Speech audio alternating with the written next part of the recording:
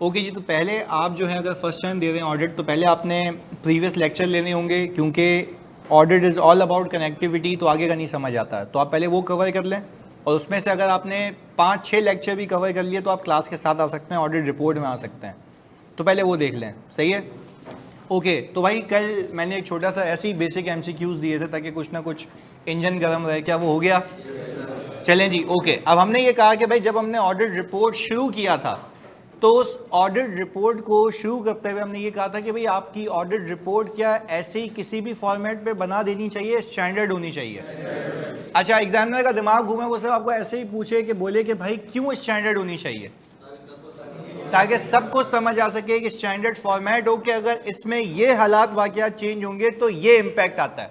जैसे कि मैंने आपको बताया था कि भाई अगर एक गलती है और बाकी सब सही है तो क्या यूज करना है, एक्सेप्ट फॉर, मैं बोल रहा हूं सभी भंड है बिकॉज ऑफ द, अच्छा, और सबूत ही नहीं मिला,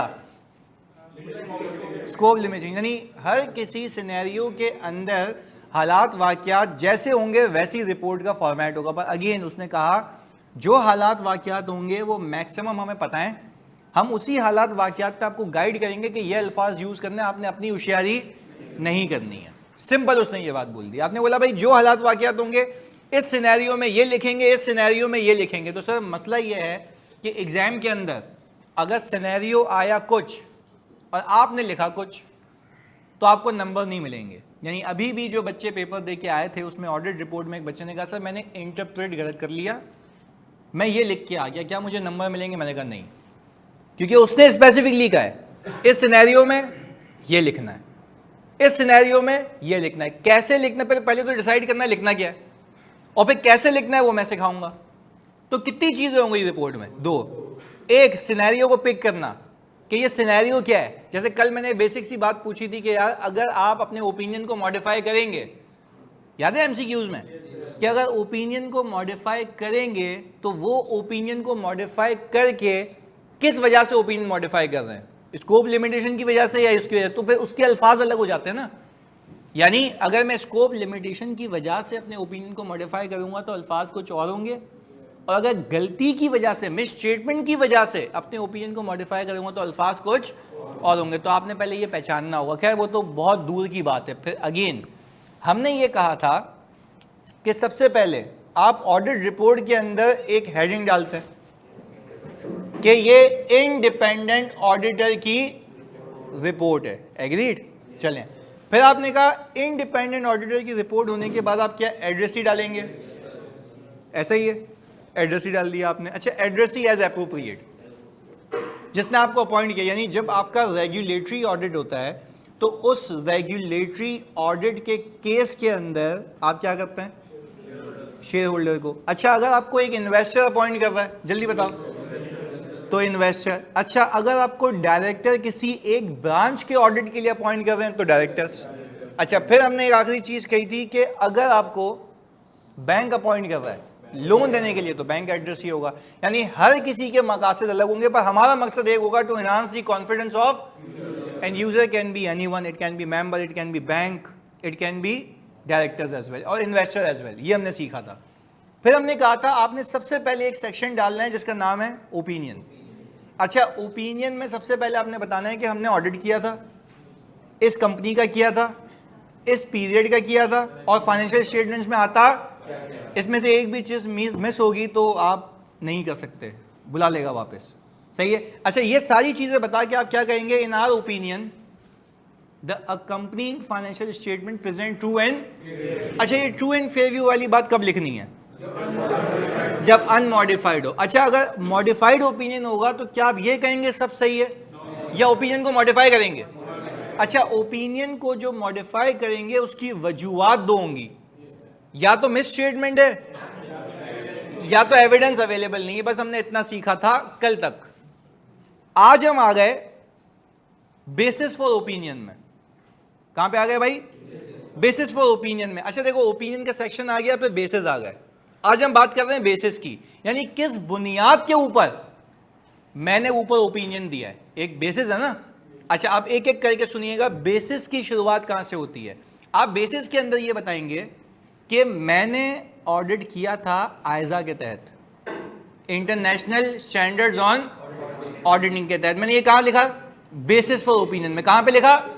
बेसिस फॉर ओपिनियन में। ये रहा, देखो ये रहा भाई। हमने कहा हम ये बता रहे हैं बेसिस फॉर ओपिनियन के अंदर कि हमने ऑडिट कंडक्ट किया किसके तहत? आइजाज के तहत। पहली बात, यानी आप ये बता रहे हो ना किसी को कि भाई ने ऊपर जो ओपिनियन दिया है ना उसकी बेसिस ये है, तो बेसिस क्या होगी? ऐसे ही ऑडिट किया था अपने हिसाब से या आइजाज के तहत? अच्छा, आइजाज आपको ये कहते हैं कि रिस्क असेस करो, आइजाज आपको ये कहते हैं इंटरनल कंट्रोल को समझो, आइजाज आपको ये कहते हैं कि एविडेंस ऑब्टेन करो और उसके बाद ओपिनियन दो। तो ये बताओ ना उसको कि मैंने इंटरनेशनल स्टैंडर्ड्स ऑन ऑडिटिंग के तहत ऑडिट किया था। आगे सुने, फिर वो कहता है कि मैं इंडिपेंडेंट था as per code of ethics, यानी मैंने इंडिपेंडेंस के प्रिंसिपल को कंप्लाई किया है। किसके तहत?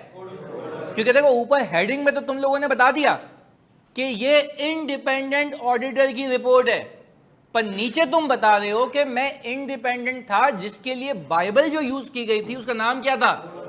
कोड ऑफ एथिक्स, जो कि पाकिस्तान में एप्लीकेबल है। इस बात को समझते हो?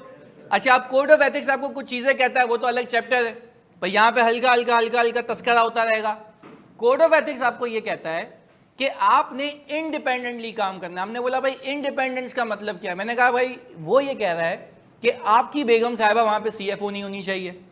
हमने बोला यार वो क्यों नहीं होनी चाहिए? जॉब करना तो हलाल है, कोई मसले वाली बात नहीं है। बोले जॉब करना हलाल है, पर उस कंपनी का ऑडिट करना तुम्हारे लिए हलाल नहीं है। तो तुम्हारी बेगम वहां पे कौन है जिसके सामने तुम वैसे ही कुछ नहीं बोल सकते? वहां पे क्या बोलेगे? एग्जाम्पल वही वाली बात जो मैंने आपको बताई थी कि आप अगर उसको कह रहे हैं कि ये गलती है, तो हम बोलेंगे, वो बोलेगी तो क्या करूं, है तो है, सही कर रही है, नहीं, खाना खाना है, नहीं खाना, ये सारी चीजें कह के कटा देगी। अच्छा एग्जाम्पल, वालिद साहब वहां पे सीएफओ लगे हुए हैं, तो वो तो गुद्दी पे चमाट मार के भगाएंगे ना।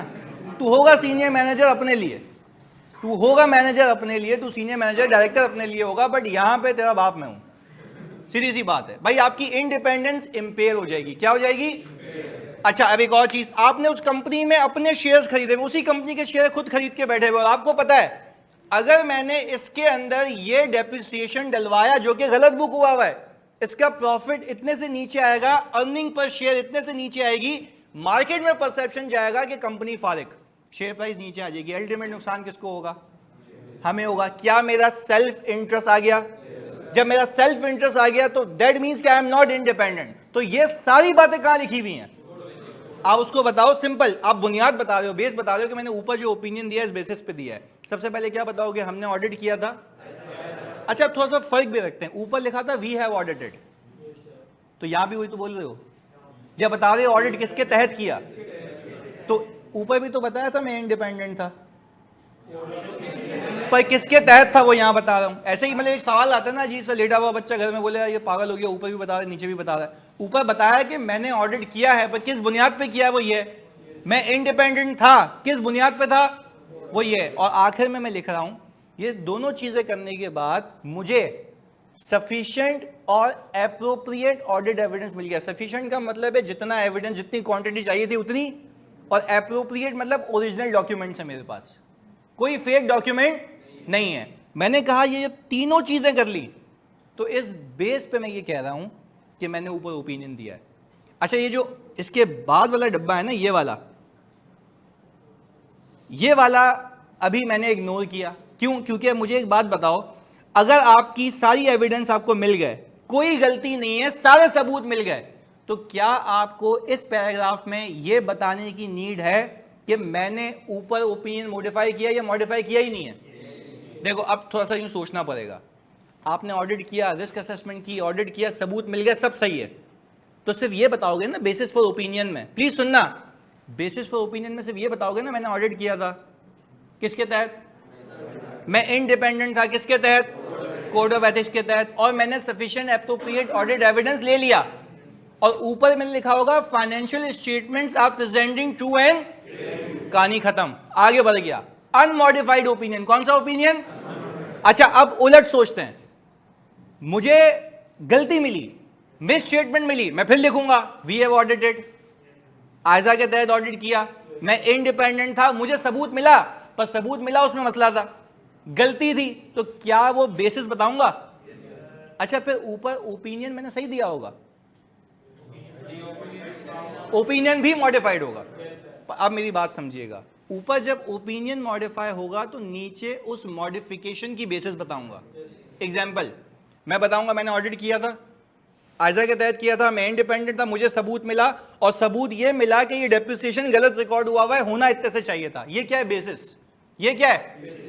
ऊपर मैं लिखूंगा financial statements are not giving true and, तो किस बेसिस पे कह रहा हूं? जो नीचे लिखा। तो कहने का मतलब समझ रहे हो कि ये कह रहा है नेचर और मिस स्टेटमेंट बताओ। पर नेचर और मिस स्टेटमेंट कब बताओगे? अगर कोई गलती हुई। तो ऊपर ओपिनियन अनमॉडिफाइड होगा मॉडिफाइड? यानी सर एक बात कर लेते हैं ना, अभी आज एक बाउंड्री क्रिएट करते हैं। ऊपर अगर मिस स्टेटमेंट है तो नीचे उसकी बेसिस बतानी है, नेचर। यानी सिंपल रखें, ऊपर अगर आपने अपना ओपिनियन क्या किया, मॉडिफाई, तो नीचे उस ओपिनियन को मॉडिफाई करने की बुनियाद बतानी है। अच्छा अगर ऊपर सब सही है तो क्या नेचर और मिस स्टेटमेंट बताएंगे या है ही नहीं? यानी इस तरफ इस पैराग्राफ के बाद तब आना है जब ऊपर गलती पकड़ी हो। क्लियर है? चलो ओके। अब एक और बात, मैंने आपको एक और चीज सिखाई थी। मैंने कहा ऐसा भी तो हो सकता है ना कि ओपिनियन के सेक्शन में आप ये लिखें कि मुझे एंगेज किया गया था, मुझे सबूत नहीं मिला। हो सकता है? अच्छा अब वो जो सबूत नहीं मिला उसके बेसिस नीचे बताओगे ना कि मैं ऊपर ये इसलिए लिख रहा हूं क्योंकि ये हुआ था मेरे साथ, मतलब हुआ मेरे साथ मतलब ऑडिट पे। अब फॉर एग्जांपल आप गए, आपने बोला कि भाई फिक्स एसिड रजिस्टर बोला जल गया, तो नीचे लिखेंगे ना कि fix asset register has been destroyed by the fire and the company does not have any alternative records, जिसकी बुनियाद पे मैंने ऊपर अपना ओपिनियन मॉडिफाई कर दिया। अब मॉडिफिकेशन के फॉर्म कुछ भी हो सकता है ना, मैं कुछ भी लिखूं उसमें, कुछ भी इन द सेंस कि मैं लिखूंगा मुझे एंगेज किया गया था और मुझे सबूत, तो वो लिखूंगा ऊपर, पर उसकी बुनियाद है ना कोई। क्या बुनियाद है? कि मुझे फिक्स एसिड रजिस्टर नहीं मिला। इसी को स्कोप लिमिटेशन कहते हैं। बिल्कुल, यानी आपका स्कोप क्या है? सबूत इकट्ठा करना। जल्दी बताओ आपका स्कोप क्या है? अगर उसके बीच में कुछ रुकावट आ जाए वो क्या कहलाएगी? लिमिटेशन। तो उसको हम क्या कहते हैं? Scope limitation. पहले बताओ यहां तक की क्लैरिटी है?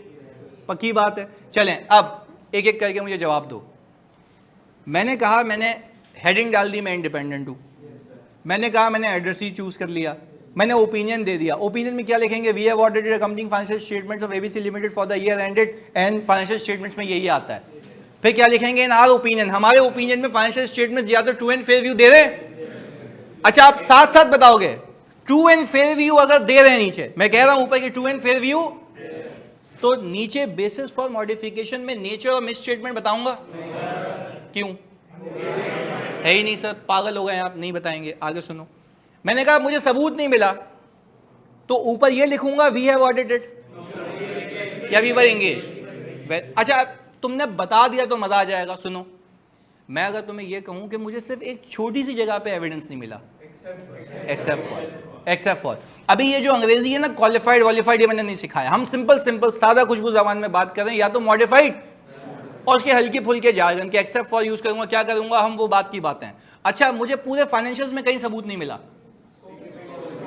तो हम क्या बोलेंगे? We were engage to audit, और हमें कोई सबूत जिसके बिना पे मैं ओपिनियन, जिसको बताया मैंने कहां पे, बेसिस फॉर ओपिनियन में या बेसिस फॉर मॉडिफाइड ओपिनियन में। अब हेडिंग का नाम भी चेंज हो जाएगा, अब हेडिंग का। अच्छा आप मेरी बात सुनो ना, अगर तुम अपने शेयर होल्डर को हेडिंग में बता रहे हो कि मैं बेसिस फॉर ओपिनियन है, ऊपर तुम लिख रहे हो कि मॉडिफाइड ओपिनियन, तो ये तो कॉन्ट्राडिक्टरी बात है ना। अगर ऊपर मॉडिफाइड ओपिनियन है तो नीचे बेसिस फॉर मॉडिफाइड ओपिनियन, ऊपर ओपिनियन है तो नीचे। देखो ये क्लैरिटी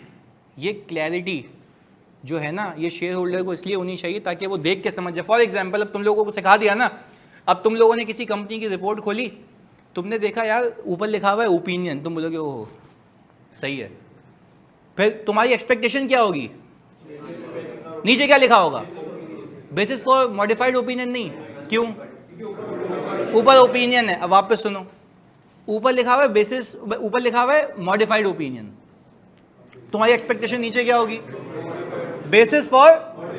अच्छा बेसिस फॉर मॉडिफाइड ओपिनियन में तुम ये बताओगे तुमने ऑडिट किया था, आयजा के तहत किया था, तुम इंडिपेंडेंट थे, पक्की बात है, तुमने सबूत इकट्ठा किया। चलो एक और बात बता दो, मतलब मैं सिर्फ तुम्हें अल्लाह की कसम खा रहा हूँ, सिर्फ कंटेंट्स पे मैं 7 क्लास लगाऊंगा, सिर्फ तुम्हें समझाने पे ये मेन फीचर्स हैं, फिर एक एक कंटेंट पे अलग अलग चैप्टर बनाया हुआ है, उस पर अलग अलग डिस्कशन होगी। अभी तो सिर्फ एक ओवरव्यू चल रहा है आगे। अब मुझे एक बात बताओ, अगर मुझे सबूत ही नहीं मिला, अच्छा वलीद अहमद खान कह रहे हैं कि सर क्वालिफाइड ओपिनियन भी बोल सकते हैं। देखो मैंने आपको क्या क्वालिफाइड का शब्द सिखाया, मैं आपको कह रहा हूँ इतनी मुश्किल अल्फाजों में क्यों जा रहे हो भाई, मैं आपको सिर्फ बता रहा हूँ या तो मॉडिफाई चेंज हो जाएगा या तो चेंज, बस इतनी सी बात है।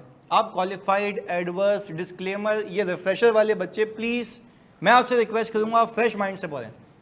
मैं मॉडिफाइड ओपिनियन कह रहा हूँ तो मतलब चेंज हो गया, दैट्स इट। अनमॉडिफाइड का मतलब क्या, सब सही है, मॉडिफाइड का मतलब मसला।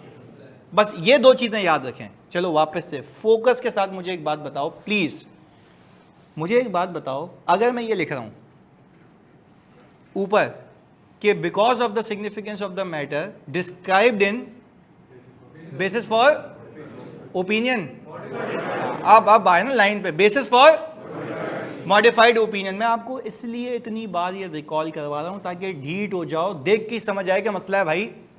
वापस, because of the significance of the matter, because of the described in basis for modified opinion section of this report, we were unable to obtain sufficient appropriate, hence we are not giving opinion. अच्छा, अब जब तुम नीचे basis for opinion में आओगे तो क्या ये तीसरी चीज लिखोगे we have obtained या we were unable to obtain? तो देखो जैसा हिसाब किताब है ना वैसे अल्फाज भी चेंज होंगे। तो सर आप तो ये बोलेंगे सर अभी तो इतनी टेंशन हो रही है कि याद कैसे रहेगा, मैंने 1 पेज की समरी बनाई है और वो ऐसी मैपिंग है जो आपको ये बता देगी, ये अगर ओपिनियन होगा तो मेन रिपोर्ट बनाई है मैंने और मेन रिपोर्ट में रेड हाईलाइट कर दी है, ये चेंज हो जाएगा, ये चेंज हो जाएगा, ये चेंज हो जाएगा, तो याद हो जाएगा आसानी से। अभी तो हम सिर्फ बातें कर रहे हैं यार, अभी हम सिर्फ फ्रेमवर्क सीख रहे हैं कि रिपोर्ट होती क्या है, क्या क्या उसमें चेंज हो सकता है। पर अगेन मैं आपको 1 पेज समझी दूंगा, उसके अंदर आपको सब क्लियर हो जाएगा कि बेसिक रिपोर्ट ये है जो बिल्कुल सादा खुशबू सही है, ये चेंज होगा तो ये पैरा चेंज हो जाएगा, ये चेंज होगा तो ये पैरा में ये चेंज आ जाएगा। क्लियर है, पक्की बात है। चले ओके, अब मुझे बताओ कि अगर मैंने ऊपर समरी कब मिलेगी, पहले ये तो कंप्लीट कर लें, मिलेगी इसके बाद मिलेगी। और आगे सुनो प्लीज फोकस के साथ।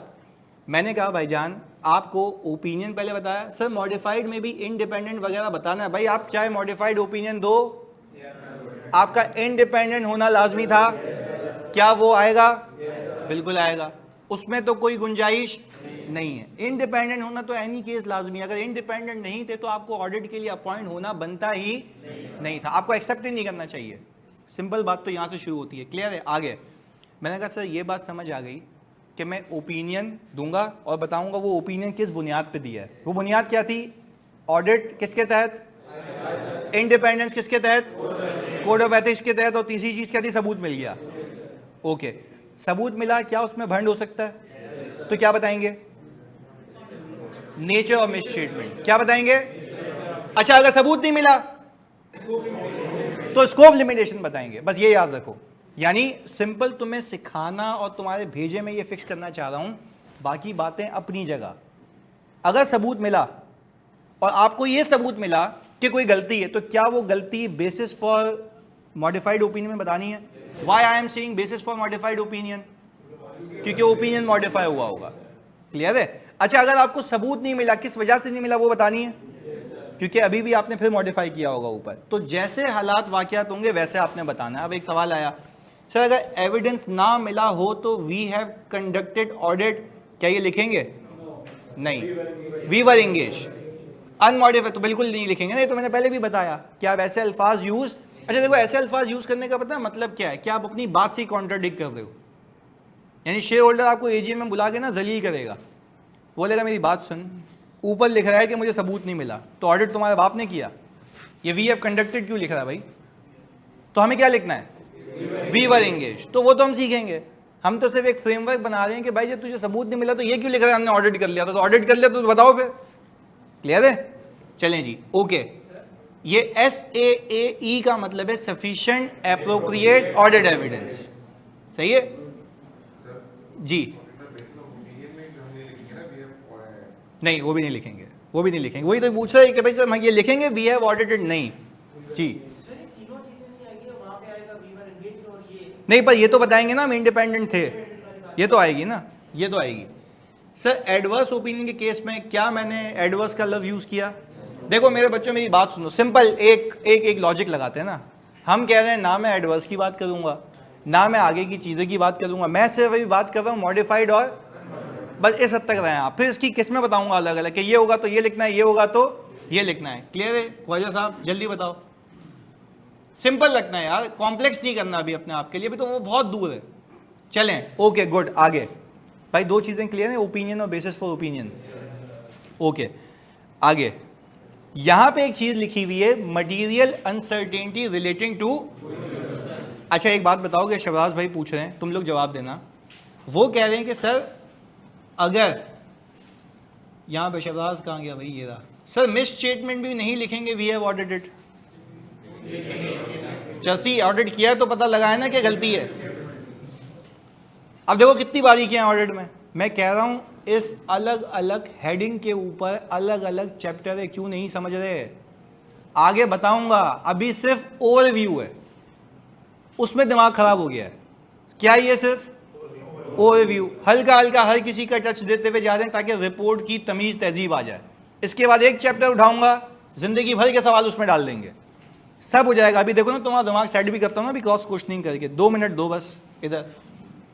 सर एक चीज का एविडेंस नहीं मिला फिर तो कंडक्टेड लिखेंगे ना? नहीं देखो भाई, अगर एक चीज का एविडेंस नहीं मिला तो आप बोलेंगे कि वी वर इंगेज, हमें ऑडिट के लिए रखा गया था पर हम ऑडिट कर नहीं सके, बस ये बात है।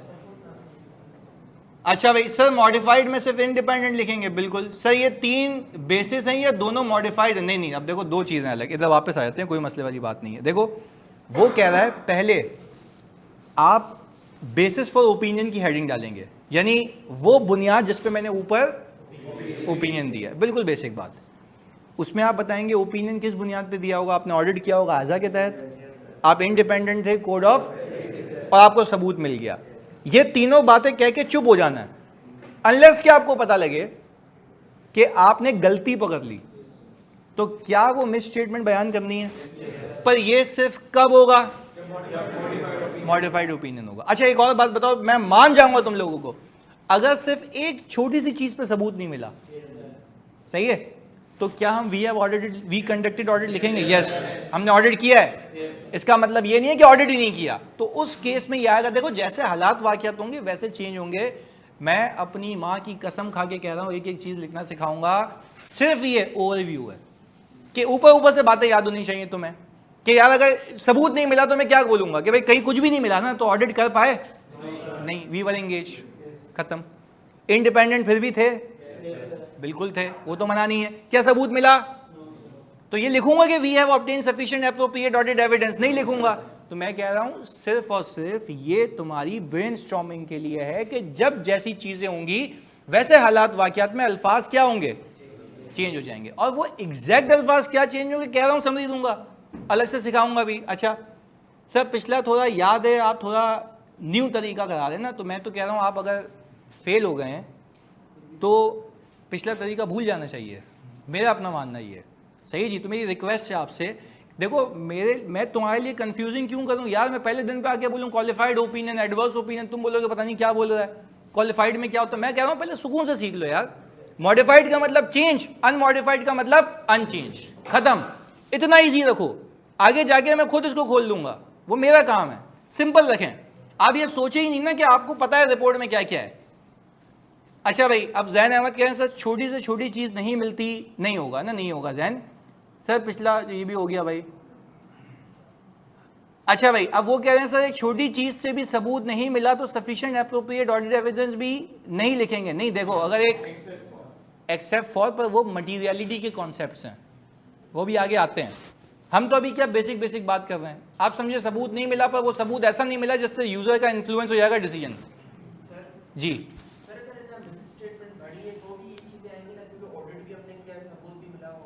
मिस स्टेटमेंट अगर तभी तो बताएंगे। अगर फॉर एग्जांपल तुम मुझे एक बात बताओ, अगर फाइनेंशियल स्टेटमेंट्स में तुम बताओ 100 रुपए की गलती है, क्या तुम रिपोर्ट को छेड़ दोगे?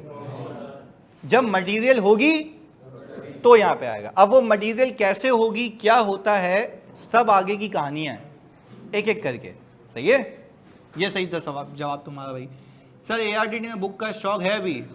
बिल्कुल है, आ गया। सर अगर कमीशन ऑडिटर को अपॉइंट करेगी, भाई देखो अगर कमीशन ऑडिटर को अपॉइंट कर रही है और कमीशन कह रही है मुझे एड्रेस करना, तो एड्रेस ही कौन हो जाएगा? कमीशन।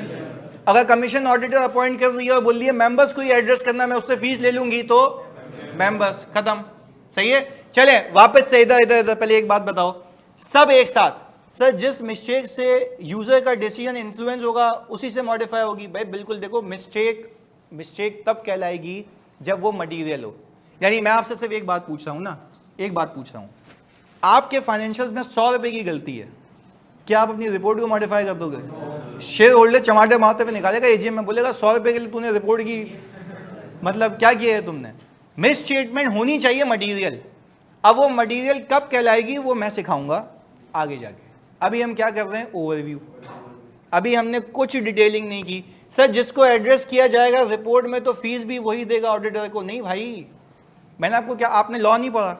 अगर नहीं पढ़ा तो मैं बता देता हूं भाई, अगर in case auditor share holder appoint नहीं करते डायरेक्टर की रिकमेंडेशन पे, तो कमीशन खुद आता है। तो कमीशन बोलता है कि मेरे बाप की कंपनी नहीं है जो मैं अपने जेब से पैसे दूंगा। वो किससे रिकवर करता है?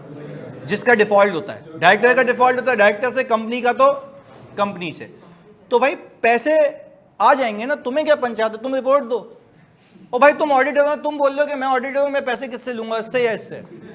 इसको पैसे की पड़ी हुई, ऑडिट नहीं सीखना, रिपोर्ट सीख तो ले पहले, फिर ले लियो पैसे। सर मेरे पास लास्ट टाइम की बुक है, हाँ भाई चला ले चला ले चला ले। सही है यार, भाईजान कॉन्सेप्ट के बीच में बुक कहां से आ जाती है यार, कॉन्सेप्ट तो चलने दो। इधर कैफ 7 नहीं भाई, सही है, इधर प्लीज फोकस के साथ। चले इधर वापस से, पहले बता दो अल्लाह को हाजिर नाजिर जान के बेसिक, मैं नहीं कह रहा डिटेल पता होना चाहिए, बेसिक रिपोर्ट क्लियर है? अच्छा, बेसिक के अंदर जो मामूली प्यारी सी बातें आती हैं वो क्या है? इंडिपेंडेंट, एड्रेसी, ओपिनियन और अच्छा, क्या ओपिनियन की हेडिंग मॉडिफाइड ओपिनियन में बदल सकती है? क्या बेसिस फॉर ओपिनियन की heading basis for modified opinion में बदल सकती है?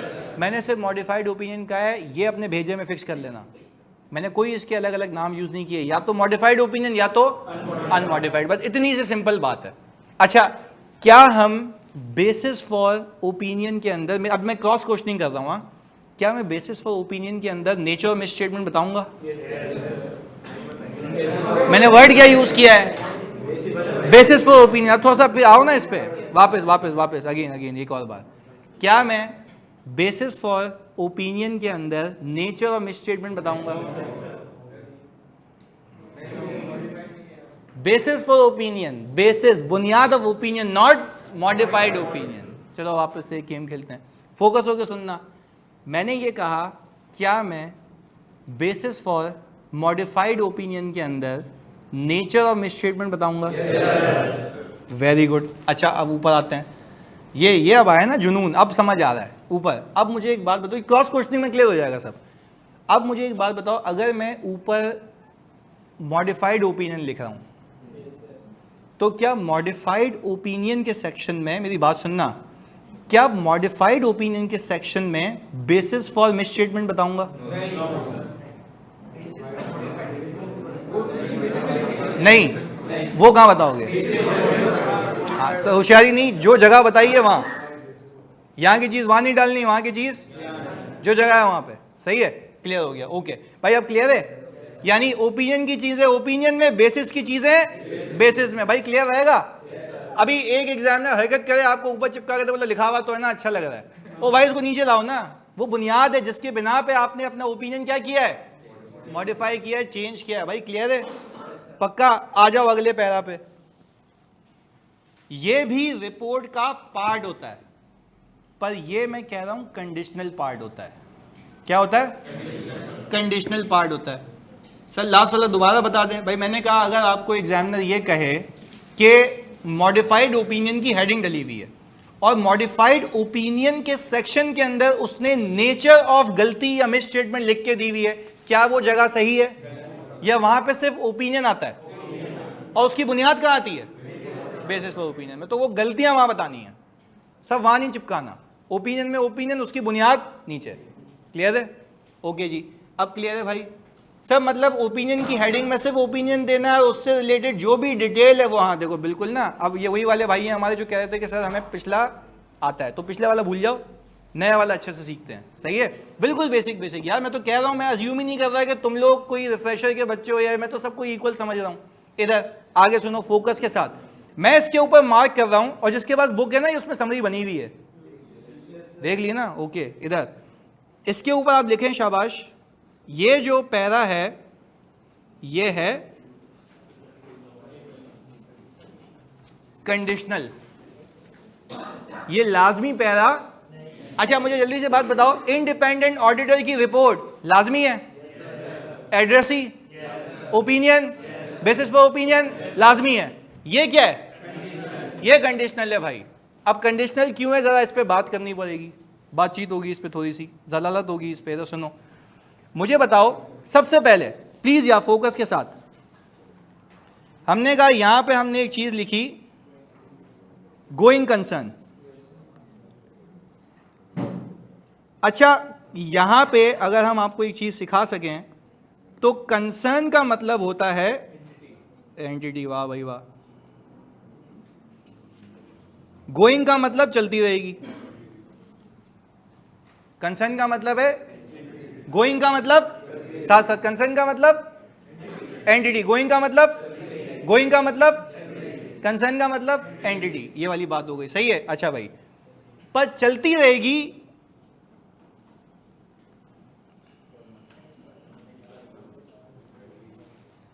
मिनिमम नेक्स्ट 12 महीने। अच्छा एक और चीज सुने, अगले 12 महीने चलती रहेगी, प्लीज सुनना, अगले 12 महीने चलती रहेगी from the date of the close of the financial year. पर ऑडिटर की कंसिडरेशंस कुछ थोड़ी सी और होती हैं, वो आगे सिखाऊंगा, अभी उसमें कॉम्प्लेक्सिटी में नहीं जाता मैं। इधर हमने कहा भाई अगले 12 महीने चलती रहेगी। अगर ये अगले 12 महीने चलती रहेगी तो आप अपने नॉन करंट एसेट्स को नॉन करंट में दिखाएंगे और करंट एसेट्स को, क्योंकि मसला यह है कि अगर ये अगले 12 महीने में बंद होगी तो सब करंट में आ जाएगा, और एनआरवी पे, यानी अपना पीपीई भी आप एनआरवी पे ले आएंगे।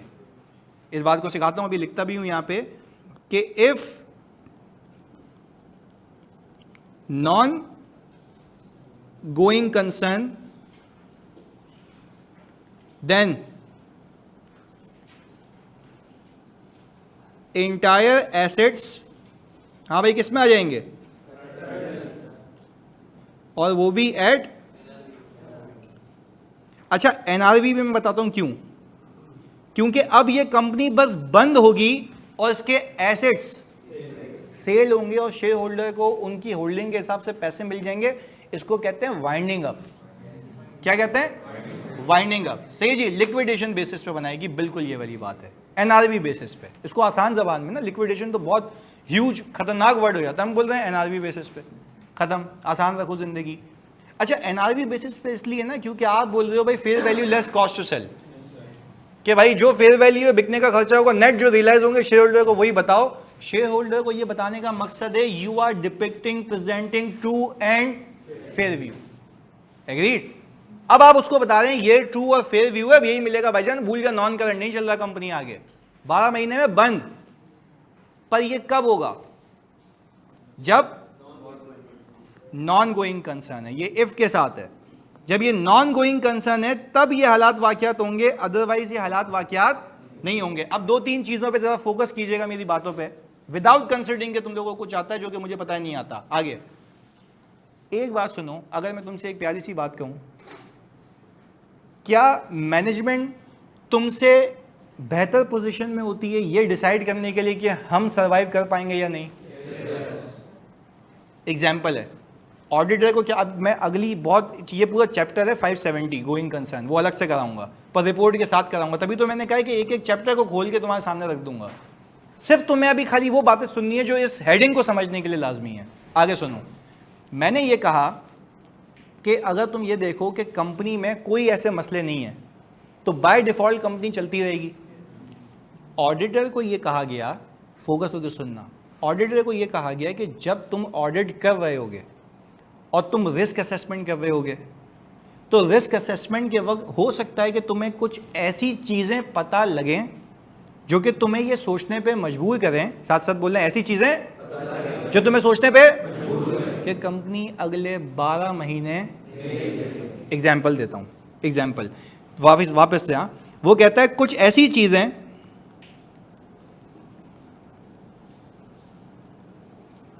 हाँ भाई पता लगे जो सोचने पे मजबूर करें कि कंपनी अगले 12 महीने नहीं चल पाएगी। अच्छा वो क्या चीज़ हो सकती है? उसने बोला आप होशियारी नहीं करें, मैं आपको हिंट दे देता हूं। सही है, मुश्किल नहीं करते ना, मैं आपको हिंट दे देता हूं। उसने बोला आपको पता लगा, आपको ये पता लगा कि नेक्स्ट, अच्छा ये बातें ना फिर आगे सवालात में आएंगी। मैं जितने भी आपको एग्जाम्पल्स दूंगा ना आज की क्लास के ऑनवर्ड्स, जो मैंने रिस्क में भी दी थी, वो अपनी सारी प्रैक्टिकल लाइफ का निचोड़ होगा। अब फिर सिचुएशन कुछ भी आ जाए एग्जाम में तुम्हें आनी चाहिए होगी, तो इसलिए आपने फोकस करना होगा, बुक पे लिखना होगा जो सिचुएशन बताऊंगा। सही है। अच्छा भाई आपको पता लगा कि नेक्स्ट ड्यू पेमेंट है लोन की, सही है जी, और नेक्स्ट ड्यू पेमेंट लोन की आ रही है 2 जनवरी को 2024। क्लियर है? आगे सुनना। अब आपका ईयर एंड है 31 दिसंबर 2023। आपके नेगेटिव कैश फ्लो हैं और ऑल्टरनेटिव फाइनेंसिंग अवेलेबल। कौन इतना ख्याल रखता है? हम इतना ख्याल रखते हैं। सुनना, ऑडिटर को कहा गया कहीं देखो ऐसे हालात वाकयात तो नहीं है, ऐसे हालात वाकयात बहुत सारे हो सकते हैं, मैं कुछ बता रहा हूं। उन सारे हालात वाकयात में से एक हालात वाकयात ये हैं लिक्विडिटी इश्यूज। क्या बोला? Liquidity issues. तुम्हें कैसे पता लग रहा है लिक्विडिटी इशू है? नेगेटिव कैश फ्लोज हैं, तो नेगेटिव कैश फ्लो होना क्या मसला है? पैसे पड़े होंगे ना। अबे भाई पूरा लोन पे करने के लिए पैसे नहीं है और ऑल्टरनेटिव फाइनेंसिंग भी अवेलेबल नहीं है। भाई वापस से, ईयर एंड क्या है? ईयर एंड क्या है? 31 दिसंबर। पेमेंट कब हो रही है? 2 जनवरी को, यानी इमीडिएटली नेक्स्ट ईयर, 2 दिन बाद। तो मुझे बताओ 2 दिन बाद के लिए तुम्हें असेसमेंट होनी चाहिए कि पैसे हैं। अच्छा मैनेजमेंट तुम्हें बेवकूफ़ बनाएगी, ये केस आ सकता है पेपर में, ये हमारे साथ हुआ था। हमने बच्चे को, बच्चा तो नहीं कहूँगा, अगर असिस्टेंट मैनेजर कहूँगा अपना, वो गया, उसने भाई बहस की उससे, वो भी हमारे स्टूडेंट। उसने बोला कि भाई ये तो आपके गोइंग कंसर्न के मसले हैं। उसने बोला इवेंट कब हुआ? उसने बोला ईयर एंड के बाद, तो यहाँ का मसला ही नहीं है। मैंने कहा भाई वो मेरी बात सुन, यहाँ का मसला नहीं है, अगले 12 महीने तुम्हारा बाप सर्वाइव करेगा, पैसे कहाँ से दोगे? बोला ये कहाँ लिखा हुआ है? मैंने कहा ये बदतमीजी नहीं करना, IS1 में लिखा हुआ है। IS1, IS10 नहीं, ये गलत बताया किसी ने। IS1 presentation of financial statements, वो कहता है मैनेजमेंट वहां डिसाइड करेगी कि क्या मैं गोइंग कंसर्न हूं या नहीं हूं, वहां पे आता है। IS1 है। IS10 में तो उसकी कंसिडरेशंस हैं कि एडजस्टिंग इवेंट है या, वो तो बात की बात है, वो तो बहुत दूर निकल गया। मैं तो सिर्फ तुम्हें एक बेसिक सी बात बता रहा हूँ। खैर हमने उसको कहा भाईजान तुम गोइंग कंसर्न नहीं हो। उसने, अच्छा सुनना, आप कहानी सुनना। देखो बोल रहा फिर क्या हुआ, आगे सुनो, 1 मिनट प्लीज फोकस। अब वो हमने कहा उसको कि तुम गोइंग कंसर्न, अच्छा वो कह रहा कंपनी चल तो रही है ना। मैंने कहा मैं अभी चलने की बात ही नहीं कर रहा। मैंने कहा आप मुझे प्रूफ करें कि ये 2 जनवरी को पेमेंट हो जाएगी। सही है। अच्छा हम 15 दिसंबर को बैठे हुए, अज्यूम कर लो 15 दिसंबर को बैठे हुए, हम खाली असेसमेंट कर रहे हैं। आगे हम जब 15 दिसंबर को बैठे हुए, हम 2 जनवरी को फोर्सी कर रहे हैं, ईयर एंड अभी क्लोज नहीं हुआ, हम रिस्क असेसमेंट करने पहुंचे हुए थे। खैर उसने बोला यार ये पैसे यहाँ से आ जाएंगे। मैंने कहा कोई मसला नहीं, हम तो बैठे हुए, हम तो 2 महीने ऑडिट करेंगे ना, देख लेंगे पेमेंट हो पाती है या नहीं हो पाती है। मेरी बात सुनना, क्या मेरा रिस्क गलत है? गोइंग कंसर्न का रिस्क बिल्कुल सही है, पक्की बात है। अच्छा अगर ये पेमेंट करने से हल्का सा भी चूका तो मुझे बताओ क्या इस कंपनी के एसेट्स जब्त हो जाएंगे? अच्छा जब्त होके पहले बिकेंगे? क्या कंपनी तुम्हें लगता है गोइंग कंसर्न है? क्यों नहीं है? तो 31 दिसंबर पे तो सही है ना, नेक्स्ट 12 महीने नहीं चल सकती। पहले बताओ दिमाग चल रहा है? अच्छा अब मुझे एक बात बताओ कि मैं गोइंग कंसर्न हूं या नहीं हूं, मैं मतलब कंपनी गोइंग कंसर्न है या नहीं है, ये असेस करने की जिम्मेदारी मैनेजमेंट की है। उसके पास बेटर प्लान्स होंगे। मैं तो सिर्फ असेस करता हूं कि क्या वो सही कह रहा है। मुझे रिस्क था, मैंने पकड़ लिया, मैंने बोला भाई तू बता दे। अच्छा फिर अगर वो आता है, he comes up with the plan, वो बोलेगा पता है क्या, मैंने बैंक से नेगोशिएशन की है कि मेरी पेमेंट डेफर करो। मैं बोलूँगा एक काम का एग्रीमेंट दिखा दे, कॉरेस्पॉन्डेंस दिखा दे। अगर मैंने ये तय कर लिया, तुम लोग मुझे बताओगे हाँ सारे, अगर मैंने ये तय कर लिया कि बैंक ने कहा कि तुम यही पेमेंट अगले साल की 2 जनवरी को देना, माफ हो सकता है ना? हो सकता है, बिल्कुल हो सकता है। बैंक करता भी है, बैंक बोलता है पैसे डूबने से अच्छा है चलाओ उसको, उसको नहीं फर्क पड़ता, वो चलाता है उसको। अब मुझे एक बात बताओ, अगर ये चीज मुझे मिल जाती है, अगर ये चीज मुझे, अब मेरी कहानी सुनना क्योंकि इस कहानी से कहानी निकालूंगा, अगर ये चीज मुझे मिल जाती है तो क्या do you anticipate that the company is a going concern? अब क्यों कह रहे हो? अब 12 महीने चलेगी तो तुम्हारा शक गलत था, तो क्या उसकी असेसमेंट गलत थी? अच्छा तुमने उसको बोला तुम गोइंग कंसर्न नहीं है, उसने बोला निकल यहां से, हूं मेरे पास एग्रीमेंट है।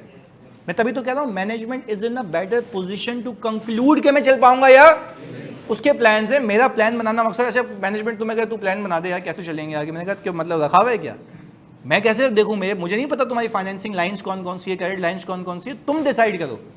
अच्छा इसका दूसरा भी हो सकता है, अच्छा सुनना मेरी बात, इसका दूसरा भी गेम हो सकता है, सुनना, इसका दूसरा भी गेम ये हो सकता है कि वो बोले बैंक नहीं है, मेरे जो स्पॉन्सर्स हैं, स्पॉन्सर्स मतलब शेयर होल्डर्स, वो कह रहे हैं कि हम आपको पैसे देंगे। मैंने कहा जरा बातचीत दिखा दो, ईमेल हुई होगी, खत लिखा होगा, उसने बोला हाँ है, दिखा दी। मैंने कहा एक काम करो, अपने शेयर होल्डर की वेल्थ दिखा दो। मैंने कहा वो खुद भीख मांगता फिर रहा है, तुम्हें बोल रहा है कि मैं तुम्हें पैसे दे दूंगा। तो कहने का मतलब ये कि ये तो प्रोसीजर्स हो गए ना, जो मैं आगे सिखाऊंगा, तुम्हें बताऊंगा कि कैसे हम पकड़ते हैं चीजें। अब सुनना, मैंने क्या किया, उस शेयर होल्डर की वेल्थ को देखा, और वेल्थ को कैसे देखा, या तो उसकी दूसरी कंपनीज के कैश फ्लोज देख लिए, या उसकी वेल्थ स्टेटमेंट मंगवा ली जो वो रिटर्न फाइल करते हुए जमा कराता है।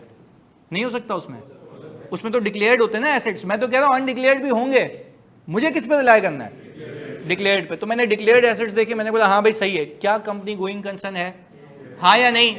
कंपनी गोइंग कंसर्न है, ऐसा ही है, बिल्कुल ऐसा ही है। अच्छा भाई अब देखो ये बच्चा, अब देखो यहाँ पे हम गलती करते हैं। ये बच्चा कह रहा है हम प्रोस्पेक्टस मांगेंगे। भाई प्रोस्पेक्टस किसके लिए होता है पता है? शेयर इशूएंस के लिए, कि हम ये करेंगे। वो तो कह रहा है भाई शेयर इशू तो हो चुके, मैं तो पैसे सिर्फ इसलिए दूंगा ताकि तुम बैंक को दे सको, ताकि तुम्हारी कंपनी रनिंग में चल सके, ऐसा ही है। अच्छा प्लीज सुनिएगा, फोकस हो गया।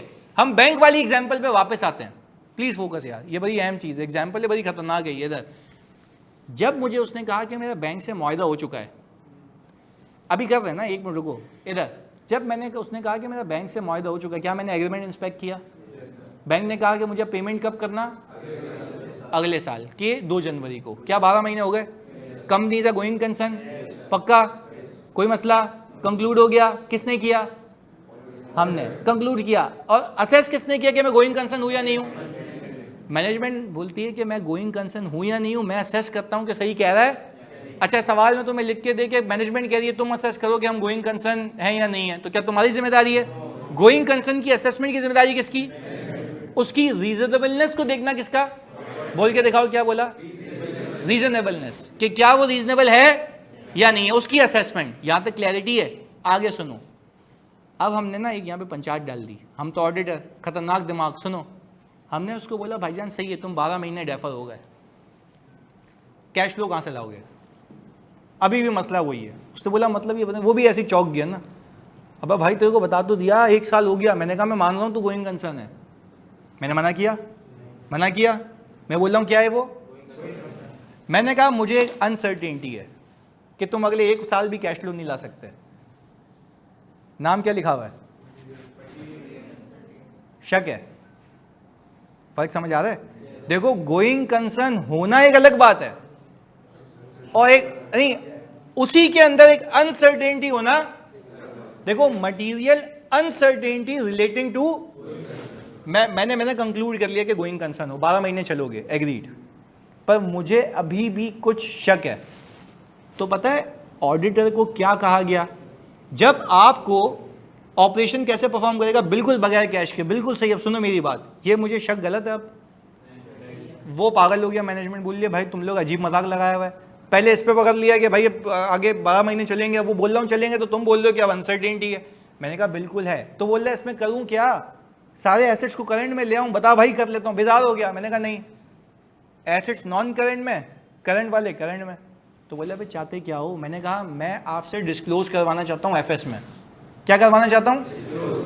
अब बोला ये क्यों? मैंने बोला फिर IAS 1 में लिखा हुआ है और मेरे ऑडिटिंग स्टैंडर्ड्स में लिखा हुआ है कि अगर कोई मटेरियल अनसर्टेनिटी हो, पहले तो गोइंग कंसर्न का रिस्क था, अगर वो खत्म हो गया तो देखो कोई अनसर्टेनिटी तो नहीं है। अगर अनसर्टेनिटी है तो मैनेजमेंट को बोलो आप एफएस में डिस्क्लोज करो कि ये हालात वाकयात चल रहे हैं और हमारे प्लान्स ये हैं। अच्छा, प्लान गोइंग कंसर्न के या अनसर्टेनिटी को खत्म करने के? कौन डिस्क्लोज करेगा? मैनेजमेंट, ऑडिटर नहीं। फाइनेंशियल्स किसके हैं? तो कौन डिस्क्लोज करेगा? अच्छा, मुझे आप एक बात बताएं प्लीज, फोकस के साथ। इसमें हम कंफर्म नहीं बताते, शक की बुनियाद पर करते नहीं, हम देखो कंफर्म नहीं। देखो बात सुनो, मैनेजमेंट ने असेसमेंट की कि मैं 12 महीने चल सकता हूं, क्या मैंने मान लिया? यस। मैं कह रहा हूं अभी भी मुझे शक है कि 12 महीने तो बैंक ने डेफर किया है ना, फिर मुझे शक ये है कि तू अगले फिर 2 जनवरी को पहुंच के यही सिचुएशन होगी। क्या मैं ये ऐसे ही कह रहा हूं या कुछ हालात वाकयात हैं? हालात वाकयात है। मैंने कहा आप सिंपल, मैं आपको मना नहीं कर रहा 12 महीने नहीं चल सकते, आप चल सकते हैं। आप सिर्फ अपने फाइनेंशियल स्टेटमेंट्स में ये डिस्क्लोज करें, लिखें कि there is a material uncertainty, हमारे प्लान्स ये हैं। तो वो मुझे पता है सामने से क्या कह रहा है, आप क्या करेंगे इसका? मैंने कहा मैं अपनी रिपोर्ट में उसको रेफर करूंगा। उसने बोला ओपिनियन के पैरा में। मैंने कहा नहीं। अब बात सुनना, अब कनेक्शन है, भूले हो तो यहां से पे जिम्मेदारी तुम्हारी है। इतनी कहानी जो फजूल में नहीं सुनाई है। वो मुझे कह रहा है ओपिनियन में, डर के मारे कि भाई ओपिनियन उड़ा देगा ये तो। मैंने कहा ओपिनियन नहीं, ओपिनियन पे तो हम तब आते हैं जब आप गलती करें। नहीं आ रही ना बात समझ? ओपिनियन पे तो मैं हिट तब लाऊंगा जब आप गलती करें। मैंने कहा अच्छा फिर बेसिस फॉर ओपिनियन में? मैंने कहा भाई चर्सी जब गलती करेगा तो बताऊंगा ना, बुनियाद ये तो करेंगे क्या? मैंने कहा मुझे एक नया पैराग्राफ लॉन्च करके दिया एजाज ने। उसने बोला अगर तुम्हें कोई मटीरियल अनसर्टेनिटी दिखती है, गोइंग कंसर्न का मसला या उसमें अनसर्टेनिटी? वेरी गुड यार, फर्क है। अनसर्टेनिटी दिखती है, मैंने कहा तो आगे बोलना भाई, इतना क्या फुटेज खा रहा है। मैंने कहा भाई गोइंग कंसर्न का मसला नहीं है, उसमें अनसर्टेनिटी है, तो हम आपको कहेंगे आप डिस्क्लोज करें। उसने बोला अच्छा फिर? मैंने कहा मैं यहाँ पे पैराग्राफ में लिखूंगा please refer to note this of the financial statements which describe the material uncertainty relating to. Auditor को कहा गया तू बता के निकल ले, कल को कंपनी डूबी तो तुम पे उंगली नहीं उठेगी, क्योंकि बोलेगा तुझे अपेरेंट दिख रहा था ना कि अनसर्टेनिटी है, बताया क्यों नहीं? किसको नहीं बताया? आपका सवाल होना चाहिए ओपिनियन में बता देते। क्यों नहीं बता सकते? गलती नहीं है, बेसिस फॉर ओपिनियन में गलती नहीं है। अच्छा क्या इसके लिए अलग पैरा बना दिया? बना दिया। अब जिससे पूछूंगा वो बताएगा, सोच के। अनीब सही, यहां बिल्कुल सोच के बताना है। मैं मैनेजमेंट क्या कह रहा हूं डिस्क्लोज कर, मैनेजमेंट को कह रहा हूं डिस्क्लोज करो, मैनेजमेंट बोल रही है जा नहीं कर रही डिस्क्लोज। अब मटीरियल अनसर्टेनिटी में बताऊंगा भाई, एक एक करके भाईजान, एक एक करके। हाँ जी, मटीरियल अनसर्टेनिटी में बताऊंगा, मटीरियल अनसर्टेनिटी में बताऊंगा, है तो ना मटीरियल अनसर्टेनिटी? हाँ जी, ओपिनियन में, ओपिनियन में मटीरियल अनसर्टेनिटी, ये मिस स्टेटमेंट है। अच्छा आप मैनेजमेंट आपसे पूछेगा मैं नहीं डिस्क्लोज करूं तो? मैंने कहा अब मैं बताऊंगा ओपिनियन में, क्योंकि अब आप गलती कर रहे हैं, क्योंकि रिक्वायर्ड बाय आईएफआरएस आप वो कर नहीं रहे। कहानी समझ आई? अब सोचो, तुम दिमाग लगाओ यार, एग्जामिनर सिचुएशन बना के तो दिमाग की धजियां उड़ा दे कि भाई कहाँ जाना है, ये वो पूरी कहानी लिख के, तब तुम सोचो कि भाई वहां डालें या यहाँ लिखें। बात समझ आई जी? एक एक करके मैं यहाँ पे भी बताता हूँ भाई। देखो एक सवाल आया कि कंपनी से हम पूछते हैं कि आप प्लान कहाँ से लाएंगे,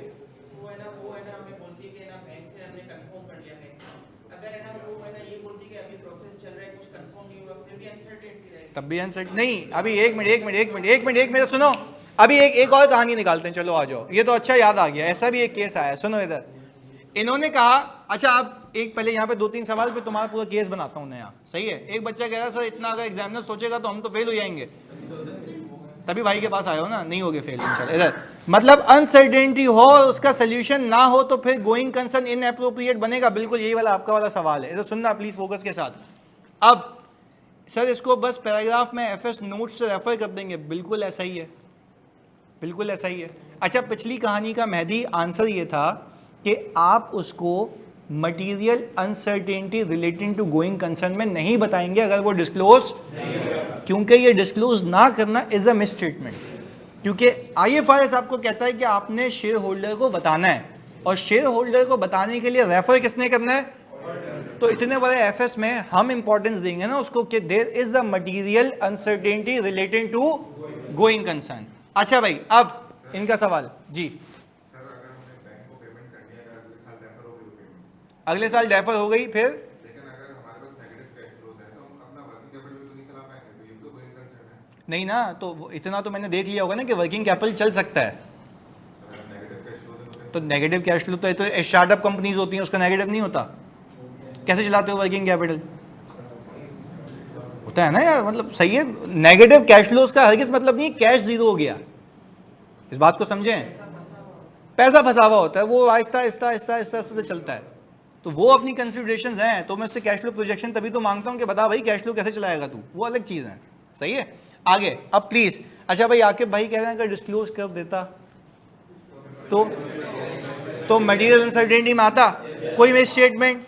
चलो अब इनका वाला सवाल, वो मैनेजमेंट कह रही है, ये तुम लोगों ने बता देना तो मज़ा आ जाएगा। अब मैं जिससे पूछूंगा वो बताएगा। अब इंटरेस्ट डेवलप हो गया भाई का। इधर मुझे बताओ कि अगर मैनेजमेंट कह रही है कि हमारा बैंक से बात चल रही है, सही है, बात चल रही है, आप बोले कॉरेस्पॉन्डेंस दिखा दें, कॉरेस्पॉन्डेंस में से बातें चल रही हैं, कुछ कंक्लूड नहीं हो पा रहा, कुछ पता नहीं लग पा रहा, तो मुझे आप एक बात बताओ, क्या material uncertainty relating to going concern है? पहले इसको बोलने देना, तुम लोग बोलोगे नहीं है, अनसर्टेनिटी नहीं है, तो क्या है?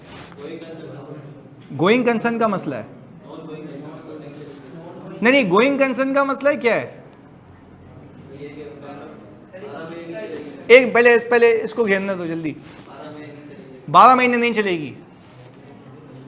मैंने वापस सवाल सुने, मैंने कहा वो कह रहा है कि भाई बैंक जो है उससे बातचीत चल रही है और कुछ कंक्लूड नहीं हो पा रहा है, बातें चली जा रही हैं, वो कह रहा है भाई ये डॉक्यूमेंट दो, कुछ समझ नहीं आ रहा।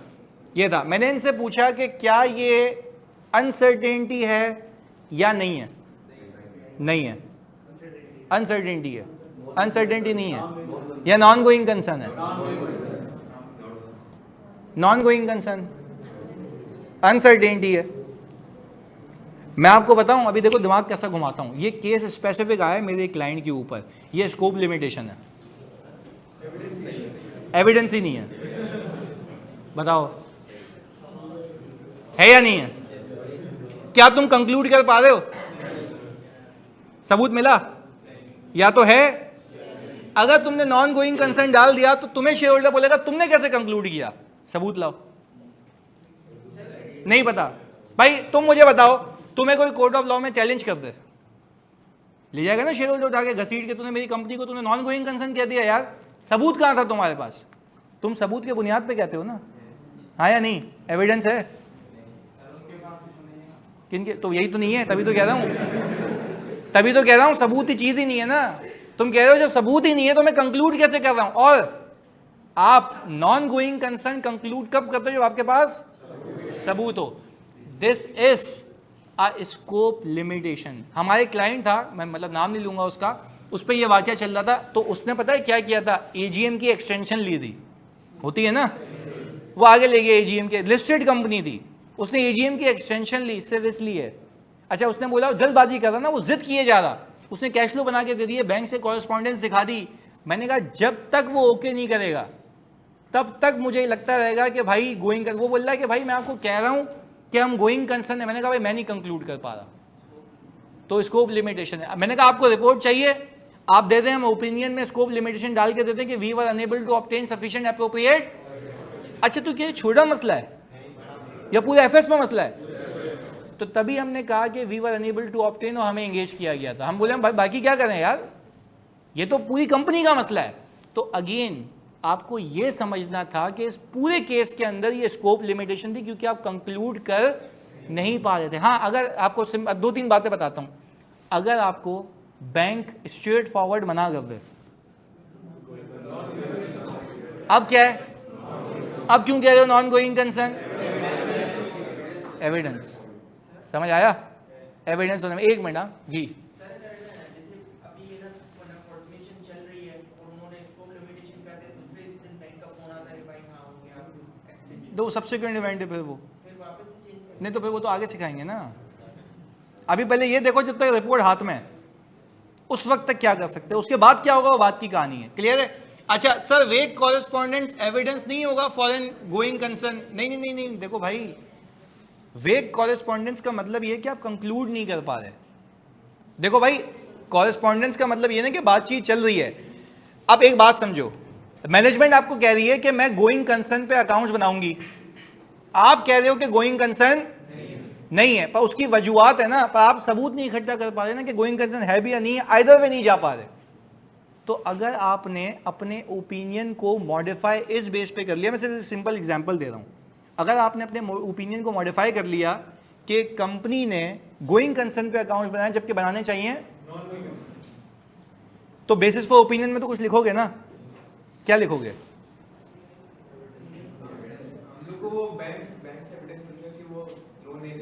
हाँ, तो अभी तो जो मेरी एग्जांपल थी उसमें तो मिल ही नहीं रहा ना कुछ, तो उसमें लिख ही नहीं सकते ना बेसिस फॉर ओपिनियन में, ये कहने का मकसद है। सही है? खैर, ओवरऑल एक बेसिक बात बताने का मकसद था कि तो तुम तो बहुत एडवांस ले गया, मैं तो चैप्टर में अलग से कराऊंगा ये चीज़ें। बेसिक बात क्या है? बेसिक बात ये है कि गोइंग कंसर्न की असेसमेंट की जिम्मेदारी कि हम चल पाएंगे या नहीं चल पाएंगे, प्यार से सुकून से बता दो किसकी है। उसमें कोई इफ एंड बट्स हैं, क्या कोई चीज़ है तो क्या हम ये कह सकते हैं कि भाई उसमें मटीरियल अनसर्टेनिटी है? अगर कोई मटीरियल अनसर्टेनिटी है तो हम मैनेजमेंट को कहेंगे इसको बराए मेहरबानी डिस्क्लोज करें। अगर मैनेजमेंट ने डिस्क्लोज कर दिया तो क्या ये मिसस्टेटमेंट है? क्या ये कोई गलती है? हम इसको ओपिनियन में बताएं या मटीरियल अनसर्टेनिटी में रेफर करें? हम बोलेंगे refer note XYZ of the financial statements, वहां पे जाके देख लो कि एक अनसर्टेनिटी चल रही है जिसके मैनेजमेंट ने प्लान्स वहां डॉक्यूमेंट किए हुए, ताकि शेयर होल्डर अवेयर हो जाए कि ये मामलात मेरी कंपनी के साथ चल रहे हैं। एग्रीड है? पक्की बात है, इतनी सी बात है। और अगर लेट्स से सर मैनेजमेंट कहाँ पर डिस्क्लोज करती है इसको? फाइनेंशियल्स में भाई, कहाँ पे? पन्ने पे करेगी ना, एक आपके balance sheet, changes in equity, cash flow, P&L के बाद नोट्स शुरू होंगे वहां पे, सबसे पहले पेज पे। पहले पेज पे क्यों? इंपॉर्टेंट बात है, इंपॉर्टेंट बात है, पहले पेज पे। सही है सर? अगर नॉन गोइंग कंसर्न होगा फिर कहाँ बताएंगे? भाईजान देखो, दो चीजें हैं ना, प्लीज इधर सुनो, प्लीज प्लीज प्लीज फोकस के साथ।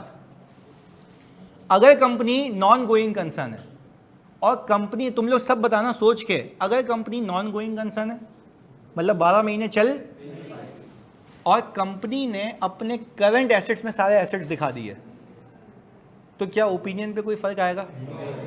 पक्का? देख लो, चलो मान लिया नहीं आएगा, एग्रीड, तुम्हारी बात पे सही कह रहे हो, नहीं आएगा। मटीरियल अनसर्टेनिटी का पहला आएगा? नहीं आएगा, क्योंकि सर वो तो मटीरियल अनसर्टेनिटी तो है नहीं ना, तो यकीन है कि वो कंपनी नहीं चलेगी, तो कोई अनसर्टेनिटी तो वो पहला नहीं आएगा। वो पहला सिर्फ कब आता है? देखो दिमाग सही है ना भाई, चल रहा है ना। अब एक और चीज, कंपनी नॉन गोइंग कंसर्न है, उसने गोइंग कंसर्न पे अकाउंट बना दिए, मटीरियल अनसर्टेनिटी में आएगा या ओपिनियन? तो बेसिस फॉर ओपिनियन आएगा या मॉडिफाइड ओपिनियन? तो बेसिस फॉर मॉडिफाइड ओपिनियन में क्या बताओगे? मिस स्टेटमेंट की कंपनी ने बनाने चाहिए थे और बना दिए गोइंग कंसर्न पे। अजान, कहानी क्लियर हो गई? गिनती के 4 से 5 हमने हेडिंग्स को कवर किया है, आगे भी दुनिया बाकी है। सही है? बिल्कुल सिंपल। जी जानिए। स्कोप लिमिटेशन, बिल्कुल वहां पे बताएंगे कि सबूत नहीं मिला इस वजह से। नहीं ना, तो वो बताओगे ना कि एविडेंस नहीं मिला, ओपिनियन ही नहीं दे रहे ना। अगर आपको, हाँ तो बताओगे ना कि मैंने ये कॉरेस्पॉन्डेंस चल रही थी, मैं वेरीफाई नहीं कर पाया, ये बता दोगे वहां पे। सही है? चलें, ओके ओके, हाफिज़। कल है क्लास, कल सवालात। सही है अब्दुल रहमान? कल दोपहर में, हाँ।